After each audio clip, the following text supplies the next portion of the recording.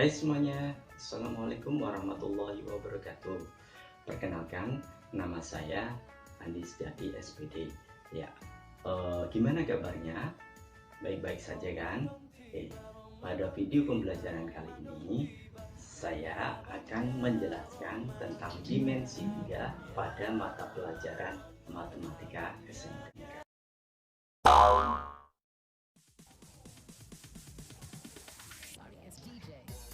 Dimensi 3 merupakan pelajaran SMK kelas 11 ya pada semester genap. Oke. Nah, untuk kompetensi dasarnya itu kalian bisa lihat di sebelah sana ya. Nah, itu yaitu mengidentifikasi titik, garis, dan bidang dalam dimensi 3. Ya, dimensi 3. Yang pertama, unsur bangun ruang, kedudukan antar unsur bangun ruang, jarak dalam bangun ruang. Unsur bangun ruang meliputi titik, garis, kemudian bidang.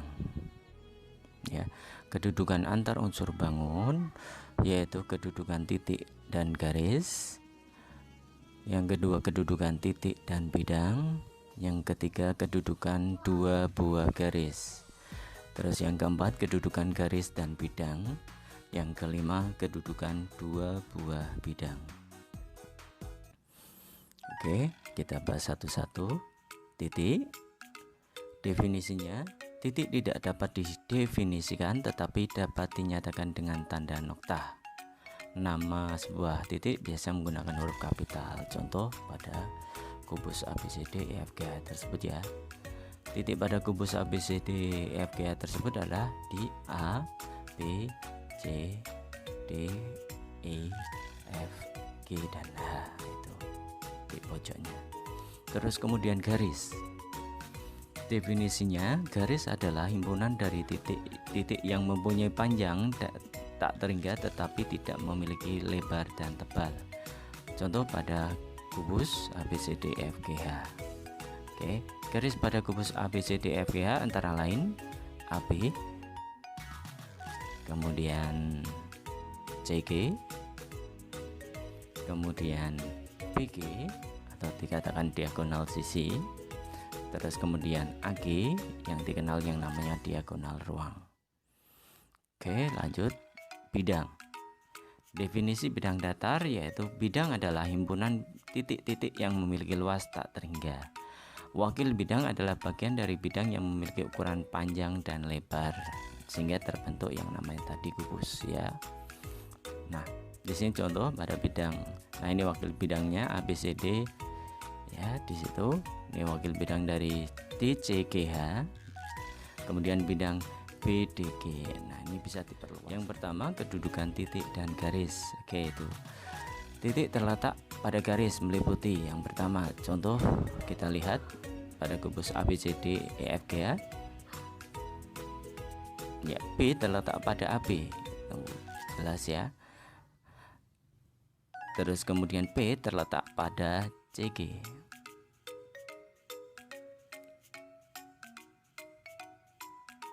Q terletak pada AB. Ya, itu perpanjangan dari garis AB. Terus yang kedua, titik di luar garis. C di luar garis AD. Ya, C itu di luar garis AD ya, di sini. P di luar garis BF. P di luar garis BF itu. Ya, terus kemudian kedudukan titik dan bidang. Ini yang kedua atau lanjutannya. Yang pertama, titik terletak pada bidang. Contoh pada kubus ABCD EFGH kita perhatikan.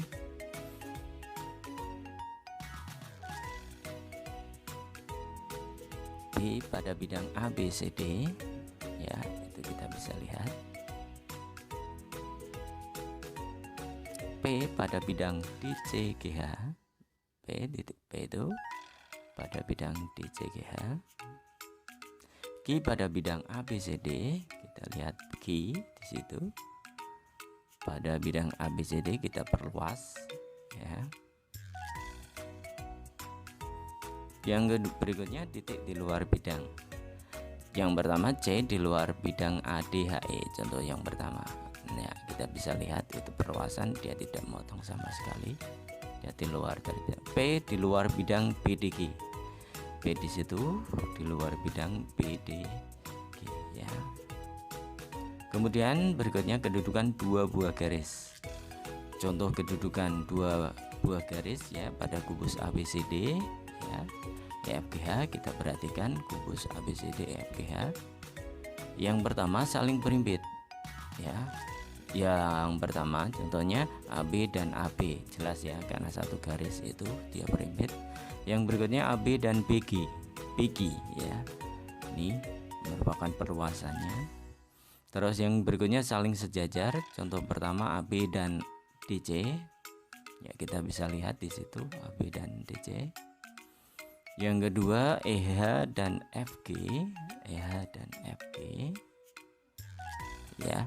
Terus saling berpotongan itu AB dan BC, ini saling berpotongan di titik B ya, ini titik B.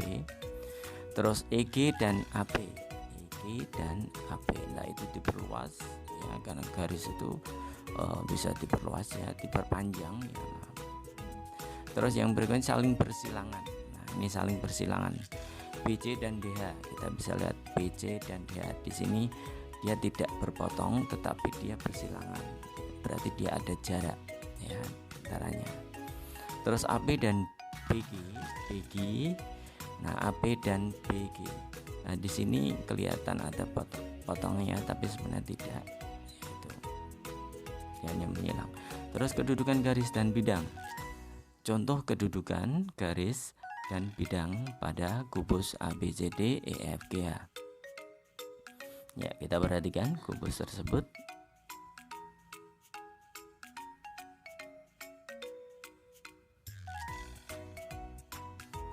Yang pertama garis terletak pada bidang.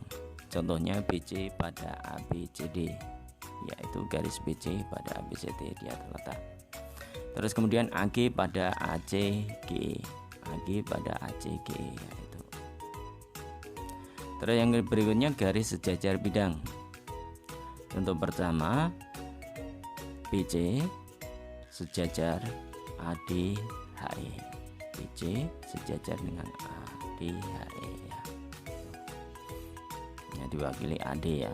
Terus EF sejajar dengan DCGH, EF itu sejajar dengan DCGH yang diwakili garis tersebut HG ya. Terus kemudian garis memotong atau menembus bidang. Yang pertama AB memotong BCGF. AB ya, garis AB itu memotong BCGF ya, itu di titik B ya perpotongannya. Terus kemudian CE memotong BDG ya, ini CE, garis CE tarik garis itu memotong BDG di mana ada titik potong di situ ya. Lanjut kedudukan dua buah bidang. Contoh kedudukan dua buah bidang pada kubus ABCD EFGH adalah kita perhatikan. Yang pertama saling berimbit ya, contohnya ABCD dan ABD. Kemudian ABD dan BCD ya. Tuh. Terus saling sejajar, contohnya BCGF dan ADHE, dia tidak ada potongan, dia sejajar. Terus kemudian BDG dan AFH ya, BDG dan AFH. Terus kemudian saling berpotongan, contoh ABFE dan BCGF. Nah, itu ada sebuah garis yaitu FB. Terus kemudian ACGE dan BDG ya, itu ada sebuah garis ya, bisa GG aksen ya itu di situ. Oke, kita langsung latihan soal ya. Latihan soal di sini kalian bisa mencobanya. Oke, nah demikianlah materi yang perlu saya sampaikan, yaitu materi pada dimensi 3 ya. Nah, semoga bermanfaat buat kalian. Ingat, jaga jarak, bersama kita lawan corona. Stay at home, kreatif dari rumah, produktif dari rumah. Sehat selalu, kita bisa. Yes, yes, yes. Wassalamualaikum warahmatullahi wabarakatuh.